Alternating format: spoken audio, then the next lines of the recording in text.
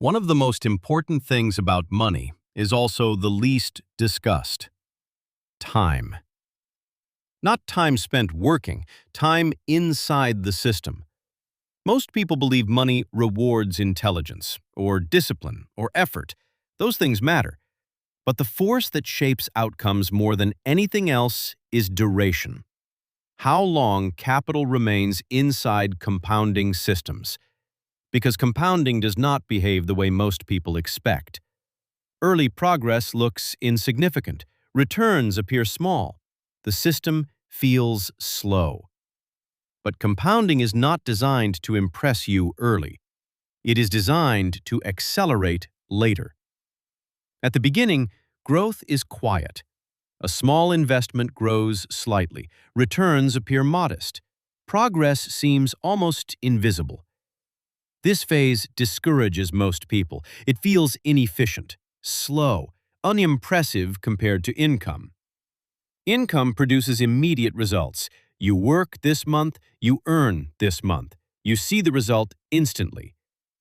Compounding asks for something different: patience.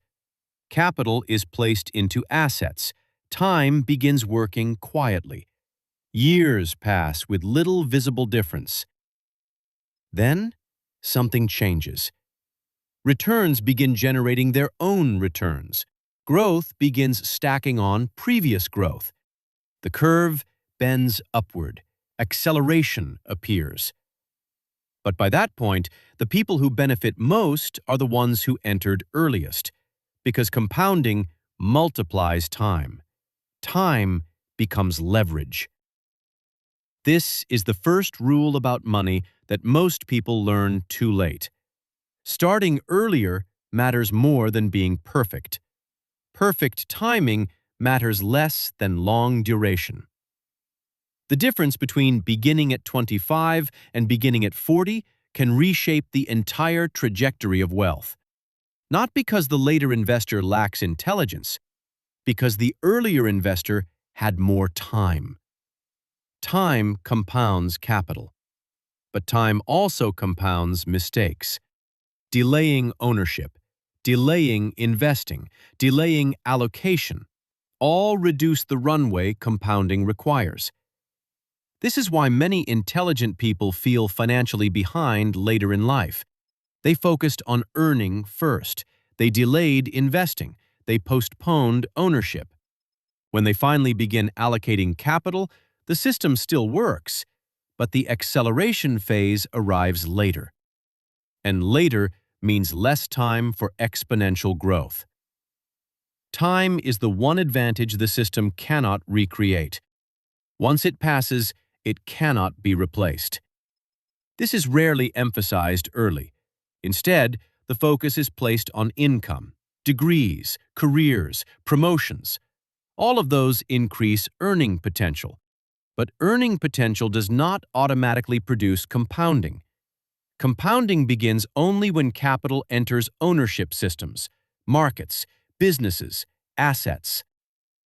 The earlier capital enters those systems, the longer compounding operates. The longer compounding operates, the less effort money requires later. That is the quiet power of time. Not dramatic, not exciting, but relentless. Because in the financial system, time does not reward the smartest participant. It rewards the one who started and stayed invested the longest. If time is the engine of wealth, lifestyle is often the brake. Income rises, effort increases, careers progress, and with every increase, a quiet decision appears: expand life, or expand ownership. Most people choose expansion of life, not because they are irresponsible, because it feels natural. You worked harder, you earned more. Improving your lifestyle feels deserved. A better apartment, a better car, better restaurants, better vacations. None of these decisions feel dramatic. They feel like progress. But progress and expansion are not always the same, because lifestyle grows faster than people expect. The moment a new standard appears, it becomes normal. What once felt luxurious quickly becomes baseline. Baseline becomes expectation. Expectation becomes obligation. And obligations reshape financial gravity. When your baseline rises, your required income rises. Higher required income creates pressure. Pressure reduces flexibility. Flexibility is the hidden ingredient of wealth. It allows you to wait, to invest during uncertainty, to hold assets longer than emotion prefers. Lifestyle inflation quietly removes that flexibility because every upgrade introduces another commitment, another payment, another expense that must be sustained.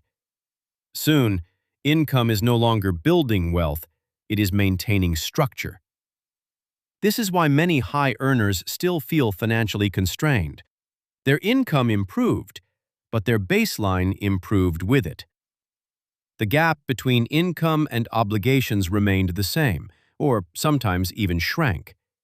Meanwhile, compounding requires the opposite condition: surplus, capital that is not immediately consumed, capital that can enter ownership systems, stocks, businesses, real estate, assets that produce returns.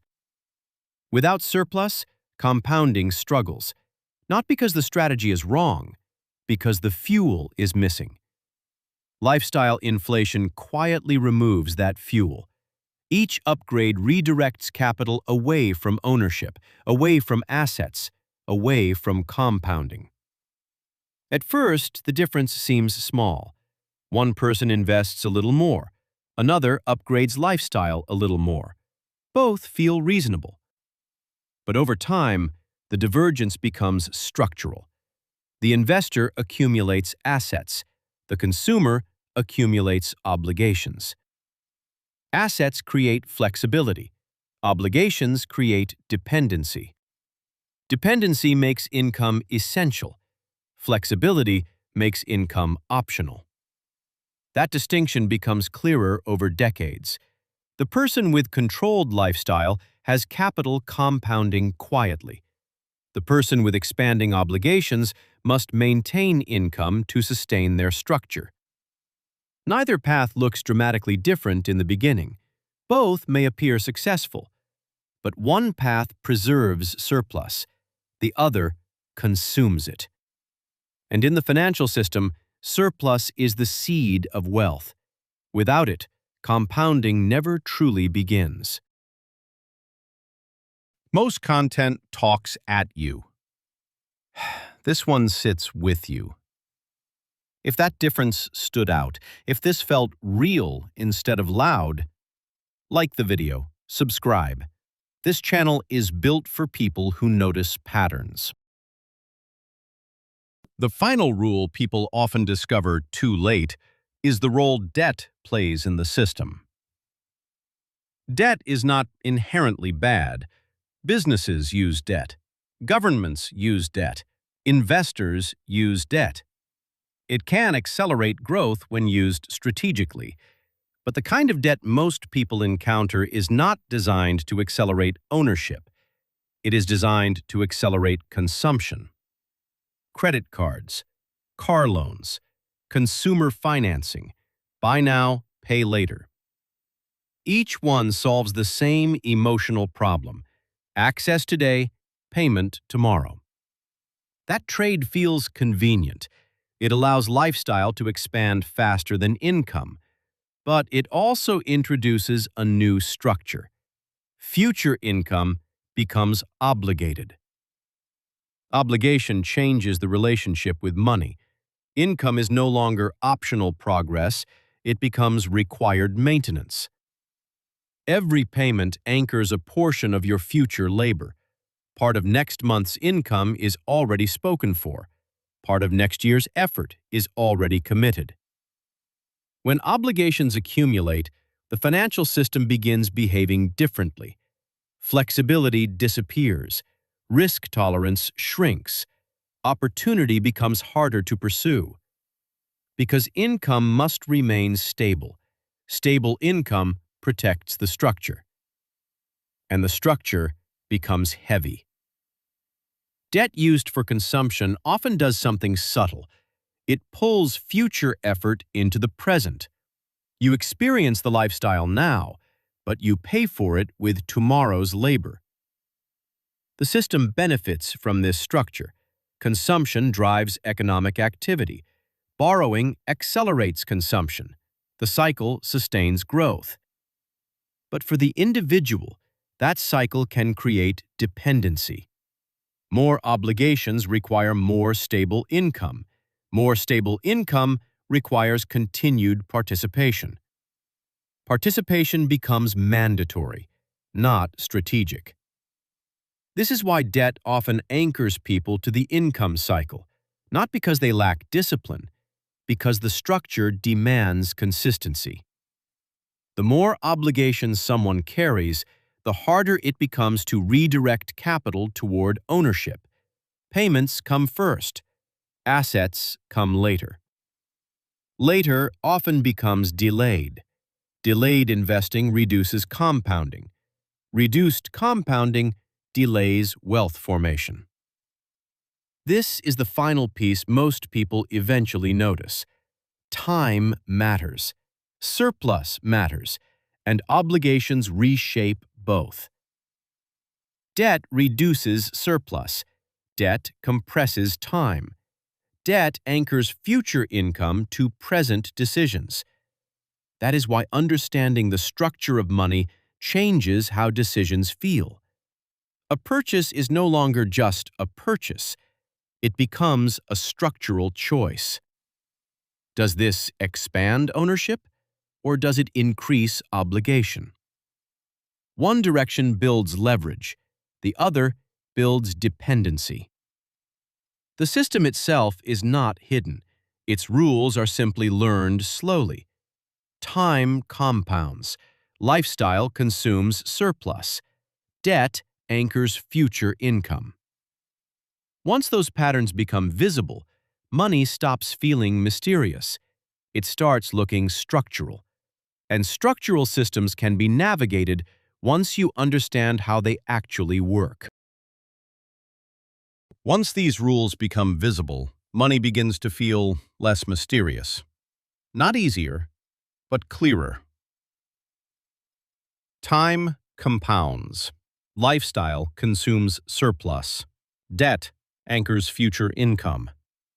These forces shape most financial outcomes, not intelligence, not luck, structure. People often search for complicated strategies, the perfect investment, the perfect timing, the perfect opportunity. But the financial system is not primarily defeated by cleverness. It is navigated through discipline. Time inside compounding systems. Surplus preserved instead of consumed. Obligations kept light enough to allow flexibility. Those three conditions change everything. Not immediately, but inevitably. Because compounding rewards consistency, not intensity. A small amount of capital invested consistently often outperforms large bursts of emotional decisions. The same is true for lifestyle. Controlled expectations preserve surplus. Preserved surplus fuels ownership.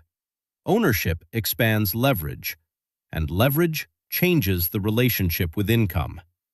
Income becomes fuel for assets instead of the entire engine of progress. This is when financial pressure begins to decline, not because income stops mattering, because ownership begins carrying weight. Assets produce returns. Returns reinvest. Reinvestment compounds. The system begins working alongside you. Over time, the structure shifts. Income supports life.